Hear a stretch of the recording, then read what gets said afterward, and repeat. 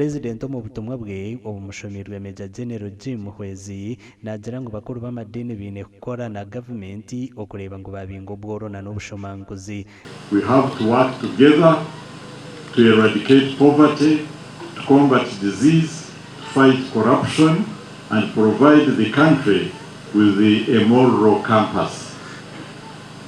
The dioceses in Western Uganda, therefore, must position themselves to participate actively in the social transformation of society.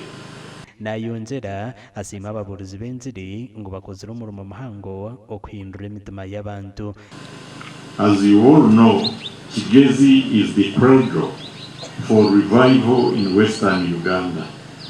In 1935, there was a convention in Kigezi that marked the first large-scale impact of the revival on Uganda.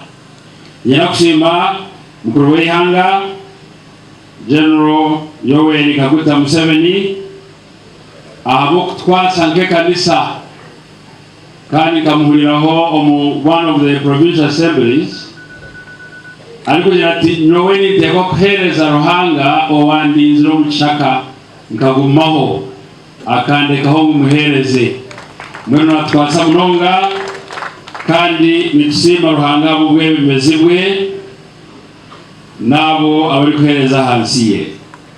President ashagikira umukorogo na miliyoni 50.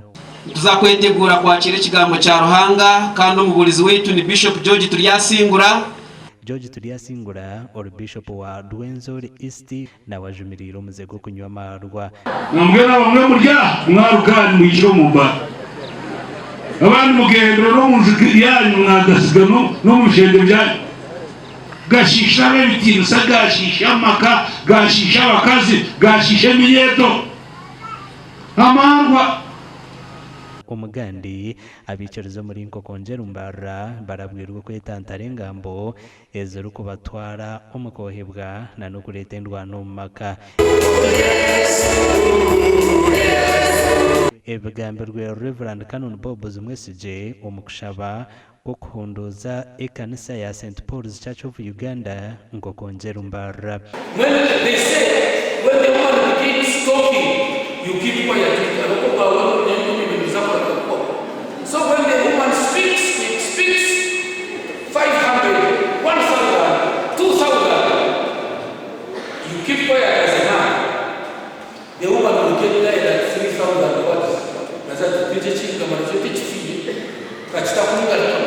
hata kuna makomi seja nuko kureto singi umka haleluya kama neseza aha habireho na no kubataza okusimana no kushonda sente z'urweshumba muri miliyoni 5 okurwo mu biciriza abatari bamwe na bamwe umuhoro yo kunduze kanisa.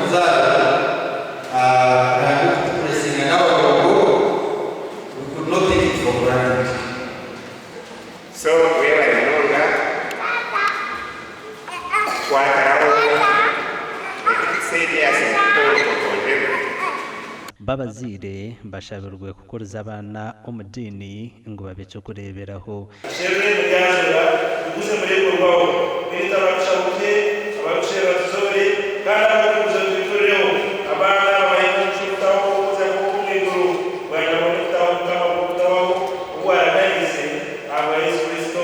Ikigambo cyo korera abana umudini kubasa kugira imico y'Yesu Kristo n'ikintu cyukuru munonga.